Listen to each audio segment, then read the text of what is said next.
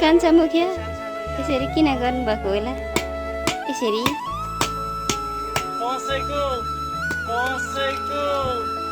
होइन होला के हो हाम्रो घर दसैँ आयो र नि साथीहरू बुढोले यसरी सरसफा गर्दै हुनुहुन्छ अनि हेर्नु नि तर यो बिरुवा मार्नु भयो अनि मलाई यसरी चित दुख्यो क्या यसरी फुलहरू पनि सबै सारसार बनाउनु भने यस्तो दसैँ आयो र अनि सरसफाइ लाग्नु भएको छ यसरी गम्र्याङ गुम्रुङ लडाउनु भयो गाई चरू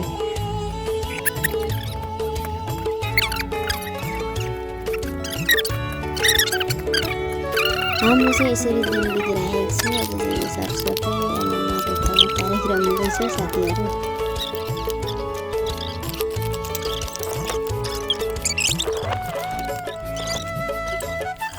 अनि साथीहरू आज चाहिँ यो घिउलाको तरकारी पकाउँदैछु मैले चाहिँ अनि खासै फलेको पनि रहेनछ कलिलो चाहिँ त्यही पनि मैले कलिलो टिपिदिएँ कलिलो चाहिँ एकदम मिठो हुन्छ छिटो पकाउनु अलिक कलिलो पनि मिठो हुन्छ अनि उनीमाथि पनि फलेको रहेछ तर खासै अग्लो ठाउँमा छ क्या टिप्नै नसक्ने त्यही भएर मैले सोल्दै सोल्थेँ अनि यता जाँदैछु खासै फलेको पनि रहेनछ अनि फुल चाहिँ यस्तो दामी फुलेको छ मजाले फुल चाहिँ फुलेको छ तर फलेन यस्तो यसलाई टिप्न नसकेको मैले यसले पनि टिपिसकेँ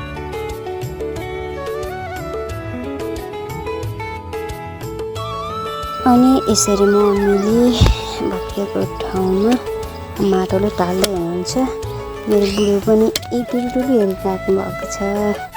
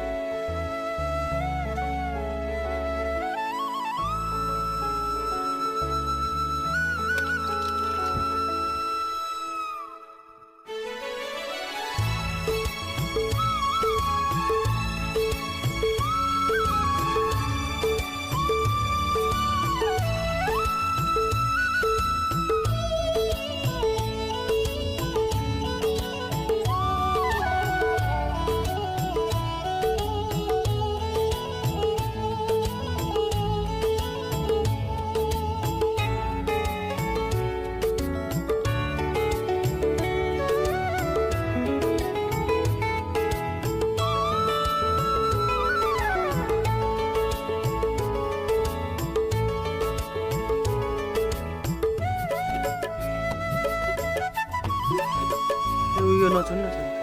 उतै जानु न मामुको छेउमा यो नछुनु न भन्छ फेरि यो छुनु हुँदैन यो छुनु हुँदैन यो छुनु हुँदैन